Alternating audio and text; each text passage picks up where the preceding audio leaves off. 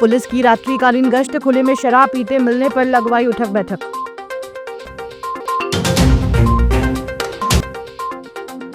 रितु भंडारकर की हत्या के विरोध में कलार समाज ने सौंपा ज्ञापन।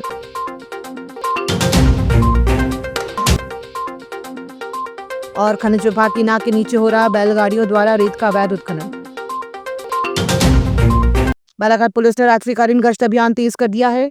गुरुवार रात सीएसपी वैशाली सिंह के नेतृत्व में कोतवाली पुलिस टीम ने शहर के विभिन्न इलाकों का निरीक्षण किया। गश्त के दौरान खाली प्लॉट और सुनसान स्थानों पर कुछ युवक खुले में शराब पीते मिले। पुलिस ने उन्हें समझाइश देकर उठक बैठक करवाई और भविष्य में ऐसी हरकत न दोहराने की चेतावनी दी। शराब ठेकेदारों को भी दुकान के सामने शराब का सेवन न करवाने के निर्देश दिए गए। सीएसपी वैशाली सिंह ने रात्रि निरीक्षण के दौरान गर्ल्स हॉस्टल पहुंचकर छात्राओं से सुरक्षा संबंधी चर्चा की और उनकी समस्याएं भी सुनी। जानकारी के अनुसार पुलिस ने एक नया अभियान शुरू किया है, जिसके तहत हर रात वरिष्ठ अधिकारी पैदल गश्त करेंगे और संदिग्ध गतिविधियों पर तत्काल कार्रवाई की जाएगी। 27 नवंबर की रात भी पुलिस ने देर रात तक विभिन्न सार्वजनिक स्थानों पर निगरानी रखी। बहुत मना करता हूँ, तो आपने कभी हमको बताया कि इतना आगे बैठ रहे हैं? मैं कई बार आज भी मैं कंट्रोल रूम में फोन लगाया, आज भी दोपहर में हरकत लोग कर रहे थे। ये है रहवासी क्षेत्र, तुमको परमिशन मिली हुई है ठेका की, वो बात अलग है।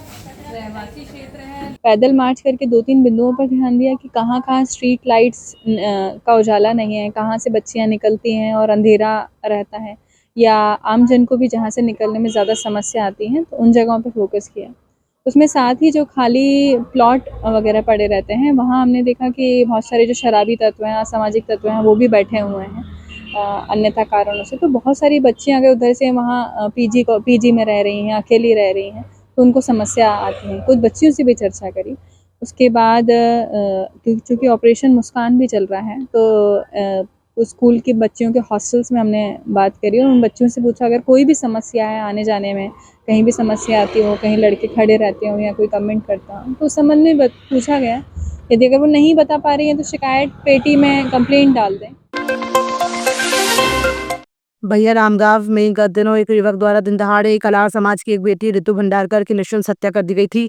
इस घटना के विरोध में 28 नवंबर को जिला सर्ववर्गीय कलार समाज द्वारा शहर के अंबेडकर चौक समीप स्थित तुरकर भवन में एकत्रित होकर कलेक्ट्रेट कार्यालय पहुंचकर मुख्यमंत्री के नाम कलेक्टर को ज्ञापन सौंपा गया है। मुख्यमंत्री से मांग की गई है कि इस प्रकरण को फास्ट ट्रैक कोर्ट में चलाया जाए और आरोपी को कड़ी सजा दी जाए। मृतका के परिवार के एक सदस्य को सरकारी नौकरी व तत्काल शासन प्रशासन से मिलने वाली मुआवजा राशि दी जाए। इस दौरान जिला सर्ववर्गीय कलार समाज के पदाधिकारी सहित पीड़ित परिवार व स्वजातीय जन भी शामिल रहे।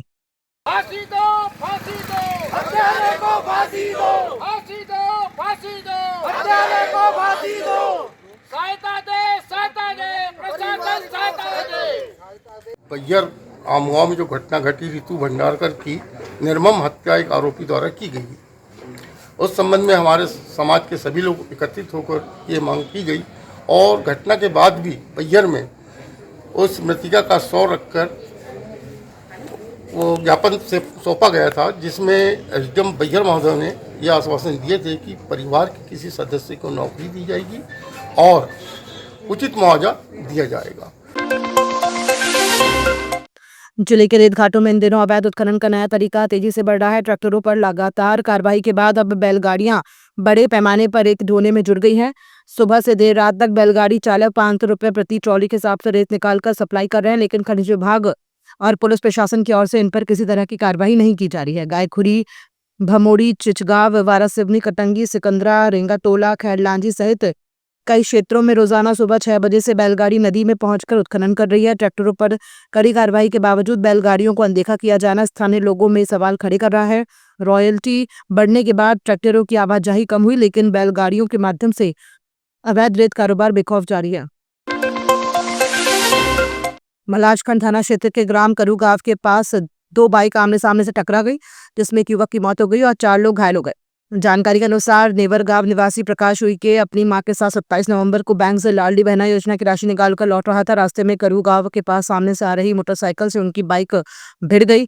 दुर्घटना में दोनों वाहनों के 5 लोग घायल हुए। सभी को बिरसा अस्पताल ले जाया गया, जहां गंभीर हालत में प्रकाश को जिला अस्पताल रेफर किया गया, लेकिन डॉक्टरों ने उसे मृत घोषित कर दिया। पुलिस ने मृत कायम कर मामले की जांच शुरू कर दी है। जिले में खाद्य सुरक्षा अधिकारियों की टीम ने खैरलांजी, किन्नापुर और लांजी में खाद्य प्रतिष्ठानों की जांच की। निरीक्षण में कई होटल व दुकानों में गंदगी, अस्वच्छता और बिना खाद्य लाइसेंस संचालन पाया गया। हरिओम किराना, संजय होटल, रोमन किराना और होटल शिवराज को नियम उल्लंघन पर बंद कराया गया। टीम ने खाद्य पदार्थों के नमूने भी जांच हेतु लिए। कोतवाली थाना क्षेत्र के वार्ड नंबर 1 बूढ़ी में 43 वर्षीय महेश पिता मोहन सोनवाने का शव 28 नवंबर की शाम लगभग 4 बजे आमा तालाब में मिला। सूचना पर पहुंची पुलिस ने शव को बाहर निकलवाकर पंचनामा किया और पोस्टमार्टम के लिए भेज दिया। महेश 26 नवंबर की शाम से लापता था, जिसके लिए परिजनों ने अगले दिन गुमशुदगी दर्ज कराई थी। परिजनों ने महेश के साथी कमलेश कोहरे पर संदेह जताया, जिसके आधार पर पुलिस ने उसे हिरासत पर लेकर पूछताछ की। पूछताछ में कमलेश ने महेश को तालाब में धकेलने की बात स्वीकार की। पुलिस घटना के कारणों की जांच में जुटी है।